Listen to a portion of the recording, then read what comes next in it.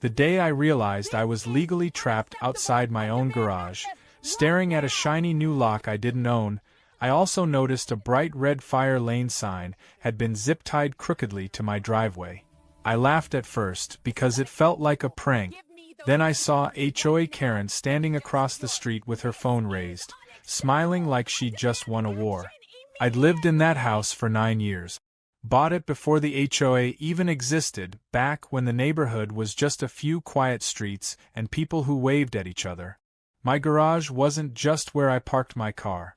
It held my tools, my workbench, spare supplies for my job, and the breaker panel that controlled half the house. Losing access to it wasn't an inconvenience. It was a problem. I walked up to the garage door and pulled.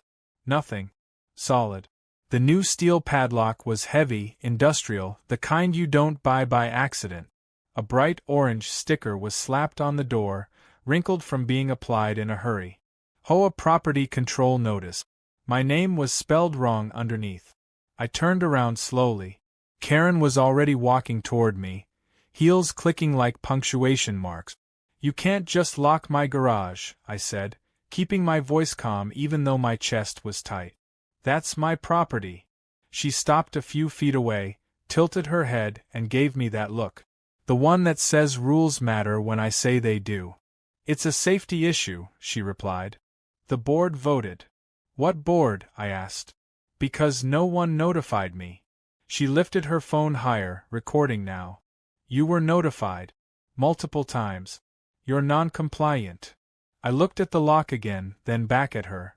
"Non-compliant with what, exactly?" She smiled wider.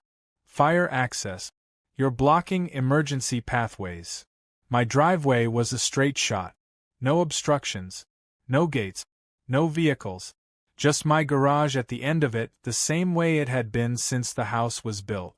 "You can't create rules retroactively," I said. "And you definitely can't lock someone out of their own structure." She shrugged. "HOA authority. You can appeal." Behind her, 2 neighbors had stepped out onto their porches. One of them caught my eye and gave me a small, apologetic shake of the head. Everyone knew Karen. Everyone just hoped she'd never focus on them. I tried the side door. Locked too. Same padlock brand, same orange sticker.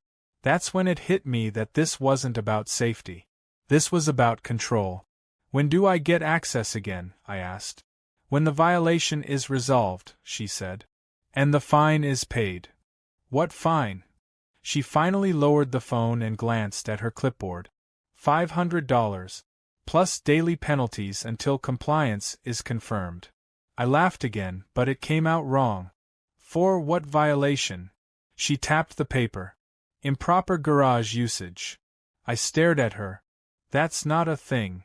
"It is now." I could feel heat creeping up my neck. I took a breath, stepped back, and pulled my phone out. "I'm calling the HOA attorney."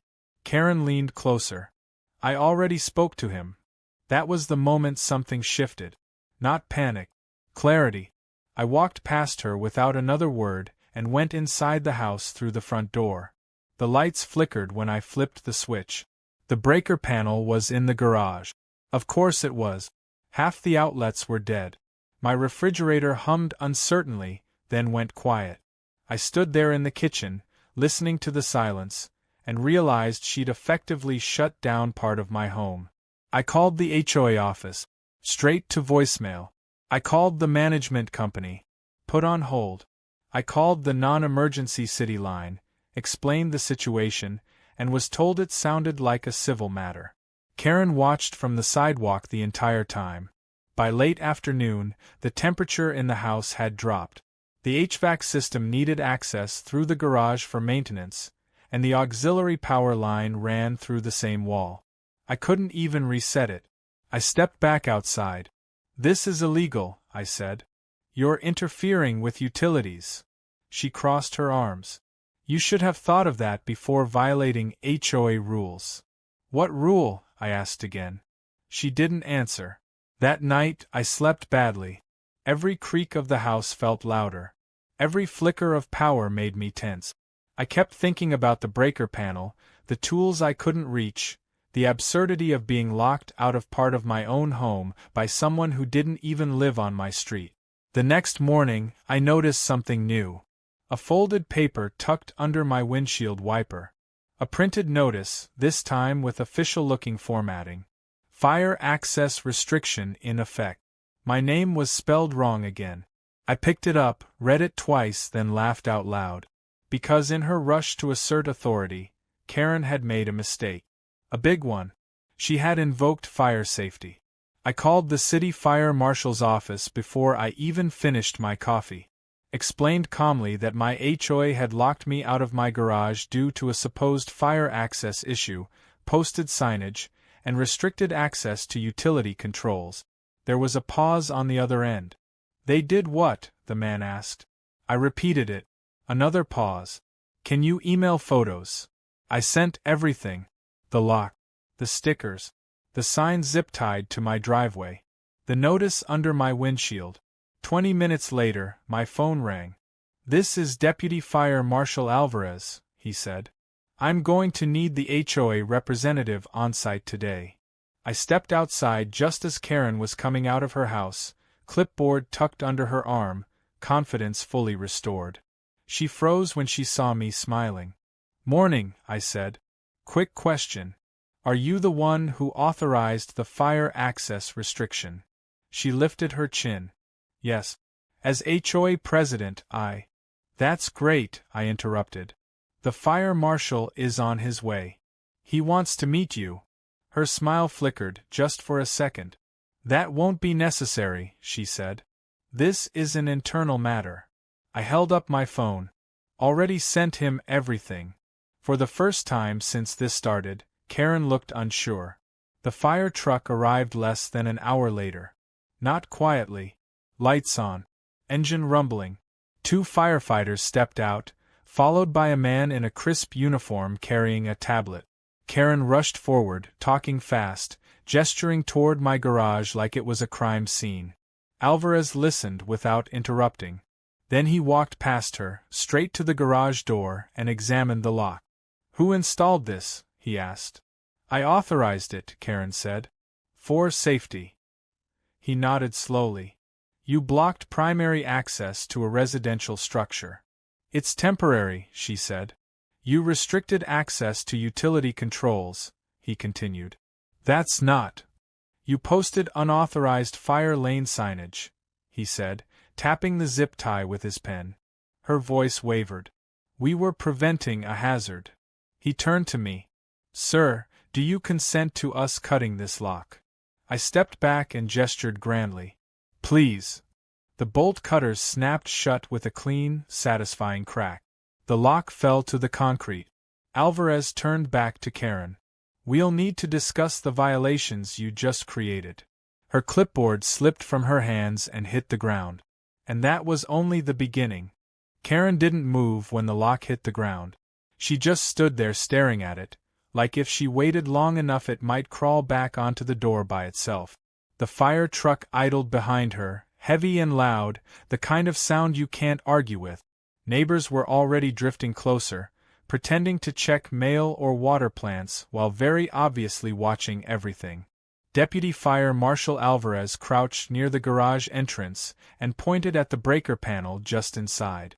This controls power to the residents. Yes, I said. Half the house, HVAC, and the refrigerator. He straightened and looked at Karen. You understand that restricting access to utility shutoffs is a direct fire code violation. Karen opened her mouth, then closed it. She tried again. We were acting in the community's best interest. That's not how this works, Alvarez said. His voice wasn't loud, but it carried. Fire code isn't optional. And it's not something an HOA can invent. One of the firefighters walked the length of my driveway, eyeing the so-called fire lane sign Karen had zip-tied to a post. He tugged it loose with one hand and handed it to Alvarez. This isn't approved signage, the firefighter said. Wrong size, wrong color, wrong placement. Karen took a step back. It was temporary. Alvarez tapped on his tablet. Temporary violations are still violations. She turned toward me, eyes sharp. You called them. I shrugged. You invoked fire safety. I just followed up. The look she gave me then wasn't anger. It was calculation. The same look she probably used before sending threatening emails or slapping notices on doors. She was already trying to figure out how to spin this. Alvarez wasn't interested in her strategy. He asked for HOA documentation, authorization letters, anything that justified locking a resident out of their own garage. Karen fumbled through her clipboard, papers fluttering. She handed him a single-page notice with the HOA logo stretched slightly off-center at the top. He glanced at it for maybe 2 seconds. "This doesn't mean anything," he said, handing it back. Her face went red. "I'm the HOA president." "That doesn't give you authority over fire code," he replied. "In fact, it makes this worse." The firefighters finished their quick inspection and stepped back. Alvarez turned to me again. "I'm issuing a notice of violation to the HOA. They'll receive formal documentation by end of day. If this had been an actual emergency, this obstruction could have delayed response." Karen's voice cracked. "We were trying to prevent liability." Alvarez looked at her. "You just created it." The truck pulled away about 10 minutes later, leaving behind a driveway full of neighbors buzzing quietly. Karen gathered her papers, her movements stiff and jerky.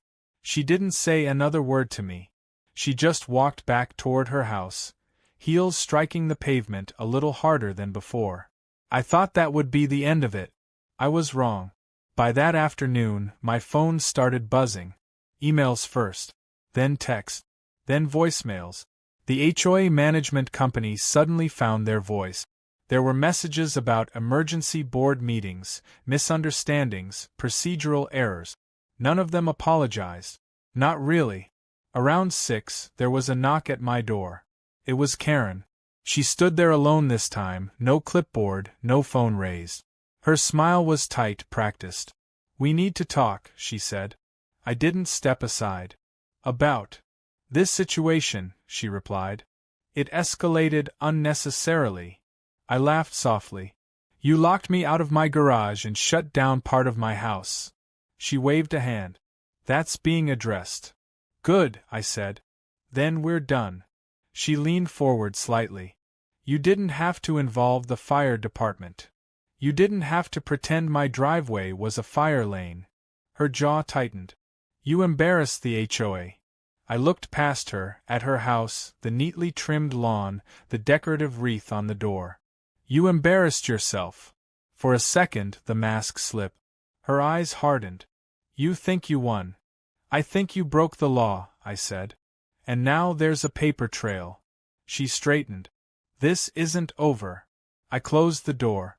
That night, I read through the HOA bylaws line by line. Not because I was scared, but because I wanted to be precise. The garage wasn't common property. The driveway wasn't common property. There was no fire access clause anywhere near my lot. The HOA didn't even have authority to issue fines without a hearing. By morning, I had a folder. The next notice came taped to my door just after noon. Another violation. Another fine. Different wording this time. Obstruction of community standard. I didn't even take it down right away. I took a photo. Then another. Then I called the fire marshal's office again, just to ask a question. "What happens if an HOA retaliates after a fire code violation?" I asked. There was a pause. "That can be considered interference," Alvarez said. "Why?" "No reason," I replied. "Just curious." Karen must have sensed something shifting, because by evening she'd escalated again. She sent out a neighborhood-wide email, warning residents about unsafe garages and reminding everyone that compliance was mandatory. My garage was the only one mentioned by address. That email did something unexpected. It made people talk. By the next day, 3 neighbors knocked on my door. One quietly asked if the HOA could really lock people out of their garages. Another said Karen had threatened to fine them over trash cans. A third mentioned she'd posted fire notices on a cul-de-sac last year and quietly removed them after someone complained. Patterns started forming. That afternoon, a white city vehicle pulled up in front of Karen's house. Not fire this time. Code enforcement. I watched from my porch as an inspector stepped out, clipboard in hand. Karen met him halfway, already talking, already gesturing. He didn't look impressed. I smiled, just a little. Because once you pull the fire code thread, everything else starts unraveling. And Karen had pulled it herself. Karen must have known the knock was coming, because she answered the door to the code enforcement officer in under 5 seconds. I could tell from across the street. She had that same rigid posture, shoulders squared, chin lifted, like confidence alone could rewrite regulations. The inspector didn't even step inside. He stayed on the walkway, pen already moving, eyes scanning everything she'd been so proud of a day earlier. I didn't need binoculars to read the body language. This wasn't a courtesy visit. By mid-afternoon, my phone lit up again. A group chat I didn't even know existed suddenly included me. Neighbors I barely spoke to were asking questions, sharing screenshots, comparing notes. Karen's neighborhood-wide email had backfired in a way she couldn't control. One message stood out. Did anyone else get fined without a hearing? Another followed. She told me fire code required my garage door stay unlocked at all times. That one made me sit back. Because that wasn't just wrong. That was dangerous. I called the city again, this time asking for clarification in writing. By the end of the call, the clerk's tone had shifted from neutral to alert. She asked for addresses. I gave them. More than one. Around sunset, Karen tried a new approach. She showed up again, this time with someone else. A man in a polo shirt with the HOA management company logo stitched neatly on the chest. He smiled like his job depended on being liked, which it probably did. "We just want to resolve this amicably," he said before I could speak. Karen stood half a step behind him, arms folded, lips pressed thin. "Resolve what?" I asked. "The misunderstanding," he replied. "There were procedural missteps." "That's an interesting way to describe breaking fire code," I said. Karen stepped forward. "We're willing to waive the fines." I raised an eyebrow. "You can't waive something you had no authority to issue." The man cleared his throat. "The HOA would also like to request that you not pursue further action." I smiled.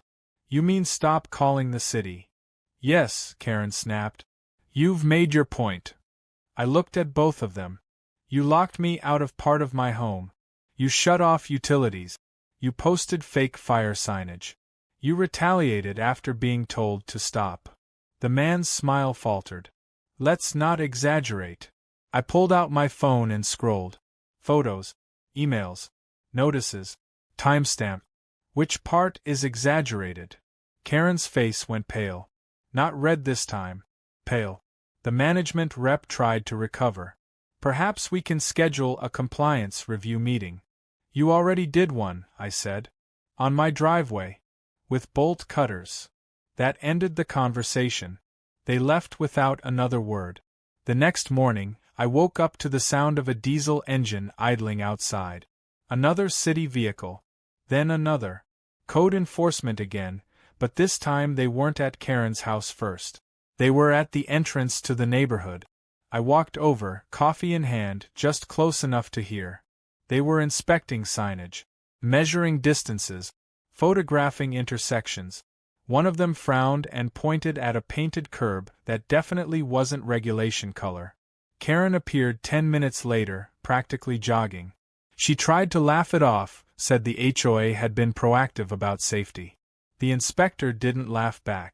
By noon, orange tags started appearing. Not on my house. On common areas. On the clubhouse. On the decorative gate Karen had insisted on installing last year. A neighbor leaned over to me and whispered, "She never pulled permits for that." I nodded. "I know." The real shift happened that evening. The HOA board called an emergency meeting. Not announced. Not properly noticed.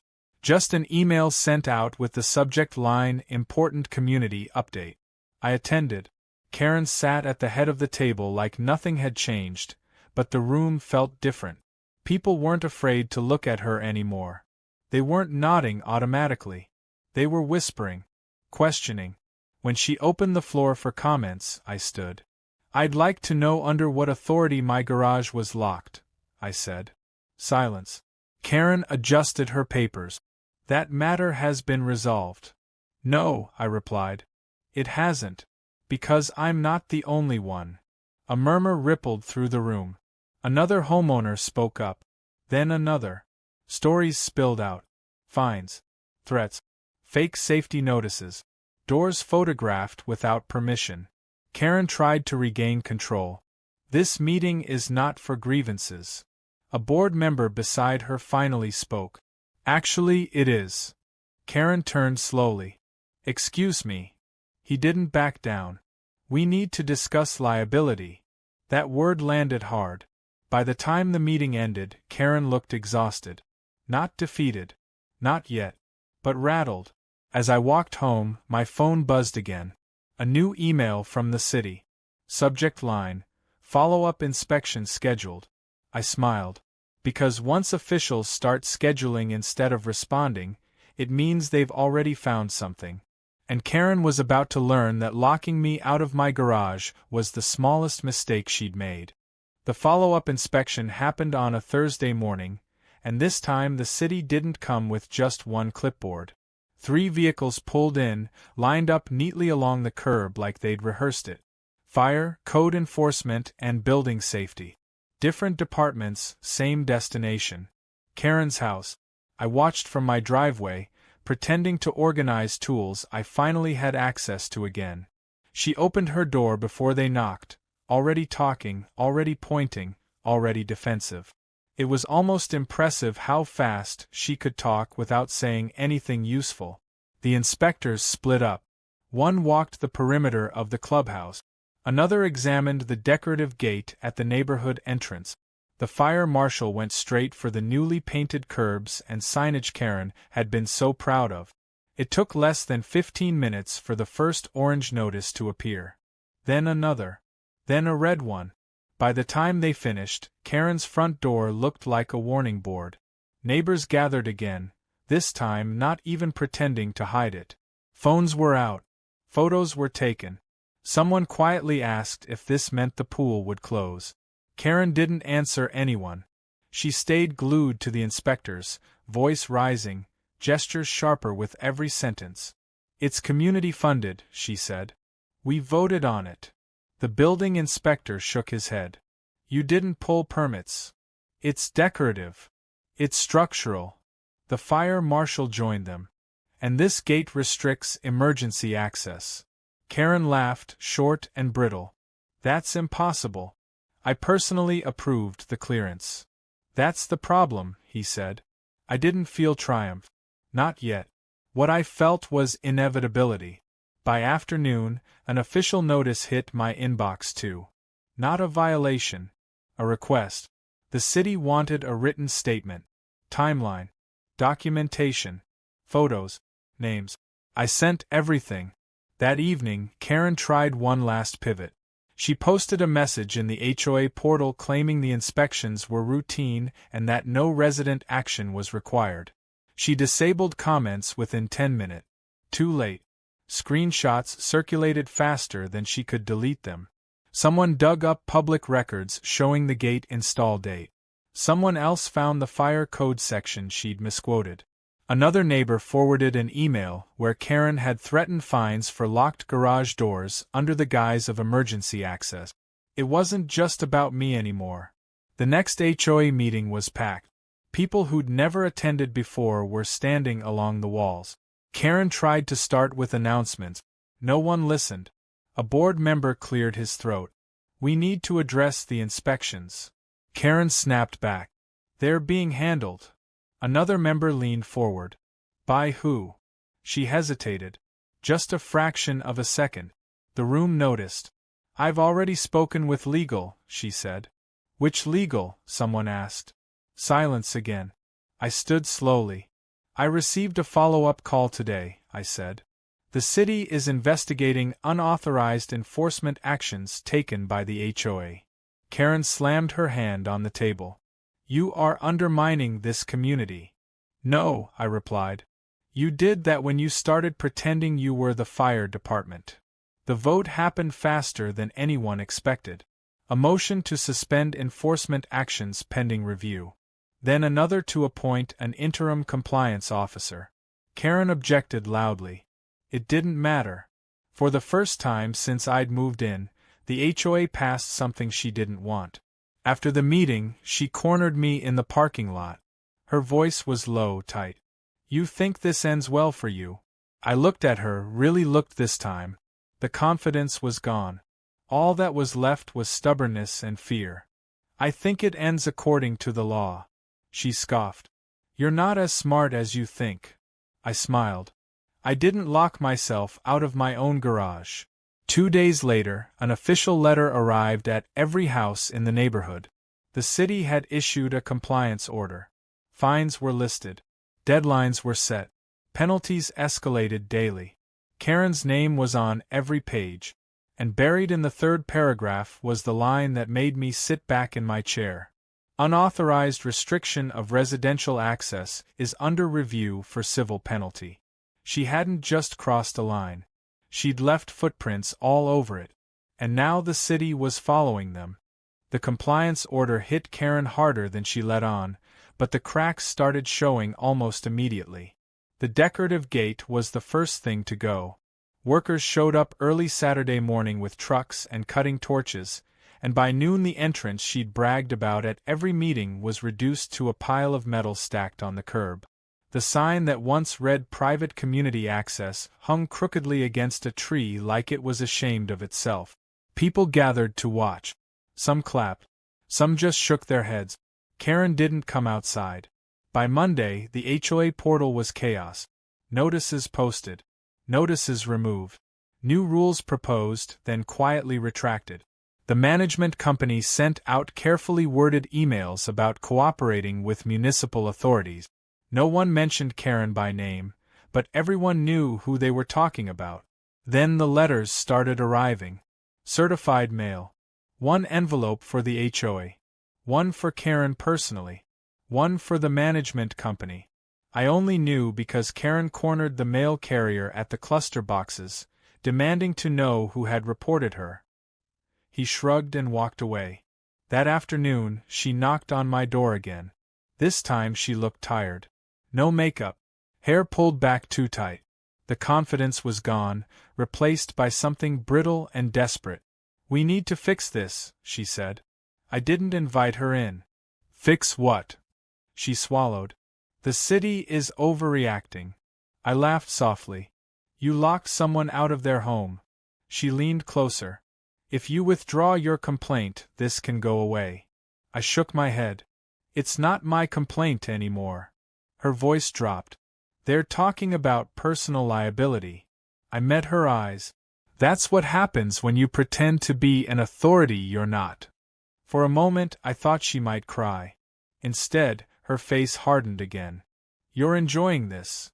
No, I said. I'm done being bullied. She left without another word. The next escalation came from a place Karen couldn't control. The insurance company. An HOA-wide notice went out explaining that coverage was under review due to unauthorized enforcement actions and potential civil exposure. Translation. Karen had put the entire neighborhood at risk. That was the breaking point. An emergency recall vote was scheduled. Proper notice this time. Legal oversight. Ballots mailed and emailed. Karen tried to campaign, sending messages about unity and betrayal. They went unanswered. On voting day, I walked my ballot to the drop box myself. The box was already half full. The results were posted that evening. Karen was removed as HOA president. She didn't attend the announcement meeting. Neither did the management company rep who'd once smiled at my door. Word spread quickly that both had retained separate attorneys. A week later, the city finalized its findings. Fines assessed. Violations confirmed. Required training mandated for any future board member. And one final clause. The HOA was prohibited from enforcing any access restrictions without third-party review. It was over. Or so I thought. because 2 days after Karen lost her position, I received a letter from her attorney. Not a lawsuit. A demand. She was claiming I'd caused reputational harm. I read it twice, then laughed. I forwarded it to the city investigator handling the case. His reply came an hour later. Do not respond. We'll handle it. That was the moment I knew Karen had truly lost control. She hadn't just been removed. She'd been exposed. And the garage lock that started it all sat on my workbench now, a useless piece of metal. A reminder of how fast fake authority collapses when it meets real rules. The demand letter should have been the end of Karen's last stand, but people like her don't fade out quietly. They spiral. And once she lost the presidency, she lost the thin layer of restraint that had kept her worst impulses in check. The first sign came from a neighbor 3 houses down. He stopped me while I was taking the trash out and asked, carefully, if I'd noticed anyone walking around late at night. Why? I asked. She was out there, he said. Taking pictures. Pointing at garages. Karen. No clipboard this time. No authority. Just a former HOA president wandering the neighborhood like she still owned it. 2 days later, another neighbor forwarded me an email. It wasn't from the HOA. It was from Karen's personal account. She was warning residents about alleged fire risks, urging them to keep garages unlocked, to remove storage items, to avoid liability. She signed it as former HOA president. I called the city again. That's impersonation, the investigator said flatly. Send it to us. I did. That afternoon, Karen escalated again. She posted flyers. Physical ones. Taped to mailboxes and light poles. Red text. Fire safety notice. No city seal. No permit. I peeled one off near my driveway and laughed, because at this point it felt like watching someone argue with gravity. An hour later, a city truck pulled up. The same investigator I'd been emailing stepped out with a folder tucked under his arm. He walked straight to Karen's house. She answered the door yelling. I couldn't hear the words, but I didn't need to. The tone said everything. She gestured wildly. He stayed calm. He handed her a paper. She tried to give it back. He didn't take it. By the next morning, Karen's flyers were gone. Her emails stopped. Her house went quiet. The silence lasted 3 days. On the 4th, a process server showed up at my door. I almost laughed when he asked my name. Karen had filed a civil complaint. Not against the HOA. Not against the city. Against me. She claimed harassment, emotional distress, defamation. All because I'd reported her actions. I didn't panic. I didn't even feel angry. I felt tired. I forwarded the paperwork to the city investigator and to an attorney friend who owed me a favor. Both replies came back fast. She's making it worse for herself. The city responded first. They added the lawsuit to their case file. The attorney laughed. This is retaliation. Document everything. Karen didn't stop there. She started telling neighbors I was the reason their dues might go up. That I'd invited government oversight. That I'd sabotaged the community. It didn't work. Too many people had their own stories. Too many had screenshot. Too many had felt the pressure she'd put on them over the years. The turning point came when a retired firefighter stood up at a community gathering and calmly explained, in detail, why Karen's actions could have gotten someone killed. No shouting. No drama. Just facts. After that, no one defended her. The city moved quickly. They issued a cease and desist order prohibiting Karen from representing herself as any kind of authority. Violations would carry personal fines. The letter was delivered in person. I watched from my porch as she read it. Her hands shook. That night, for the first time since this began, I slept without my phone on the nightstand. Because Karen wasn't just losing power anymore. She was losing ground. And the system she'd tried to weaponize was finally closing in on her instead. Her own neighborhood. No emails. No flyers. No late-night walks with a phone in her hand. Her house stayed dark long after sunset, and the curtains that used to twitch whenever someone passed stayed still. But silence doesn't mean resolution. It just means everything is moving behind closed doors. The first sign came in the mail. A thick envelope from the city, addressed to me, marked informational copy. I sat at the kitchen table and flipped through it slowly. Findings, timelines, statute. Karen's name appeared on nearly every page, usually next to phrases like unauthorized enforcement and personal liability exposure. Buried near the end was a notice of hearing. She'd requested it. Not the HOA. Not the management company. Karen herself. She wanted to challenge the cease and desist order. I almost admired the nerve. The hearing was scheduled for a Wednesday morning at City Hall. Public. Recorded. I wasn't required to attend, but I went anyway. Not out of spite. Out of closure. Karen arrived late. No heels this time. Flat shoes. A blazer that didn't quite fit right. She looked smaller somehow, like the role she'd been playing for years had finally slipped off. She had an attorney. So did the city. The fire marshal testified first. Calm. Precise. He explained exactly why locking access to a garage wasn't just wrong, but dangerous. He talked about response times, utility shutoff, worst-case scenarios. Karen's attorney tried to argue intent, community safety, misunderstanding. The marshal shut that down with one sentence. Intent doesn't override code. Then code enforcement spoke. Then building safety. Then the investigator who'd been handling my case. Each one added another brick to the wall closing in on her. Karen finally took the stand. She talked about stress, about pressure, about trying to do the right thing, about how people had turned on her. No one interrupted. When she finished, the hearing officer asked a single question. Did you authorize the lock? Karen hesitated. Just long enough. Yes, she said. That was it. The ruling came fast. The cease and desist was upheld. Additional personal fines were assessed. Mandatory training ordered if she ever sought a board position again. And one more thing. She was barred from participating in HOA governance for 5 years. I didn't smile. I didn't clap. I just exhaled. Outside City Hall, Karen didn't look at me. Her attorney spoke quietly, urgently. She nodded, eyes unfocused. The civil complaint she'd filed against me was dismissed the following week. With prejudice. Her attorney withdrew shortly after. The neighborhood felt lighter after that. People talked again. Kids played in the street. The HOA meetings were boring, which was exactly how they were supposed to be. One evening, a neighbor I barely knew stopped me while walking his dog. Thanks, he said. For standing up. I shrugged. I just wanted access to my garage. He smiled.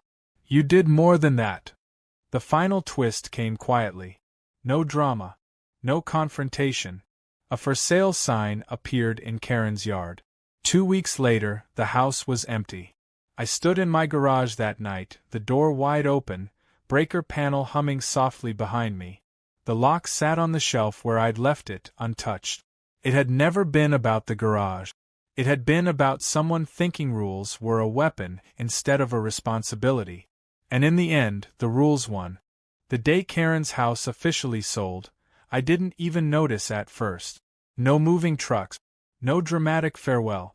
Just a quiet update on the public listing and a new family unloading boxes by the afternoon. If you hadn't known the history, you'd never guess what that driveway had witnessed. Life slid back into something like normal. The HOA meetings stayed dull. Agendas about landscaping budgets and pool maintenance. Votes that passed without shouting. No one zip-tied signs to anything anymore. No one threatened fines without paperwork. The management company kept their distance and sent everything through lawyers, which was exactly the right amount of boring. A month later, I received one last envelope from the city. Not a warning. Not a request. A closure notice. All enforcement actions concluded.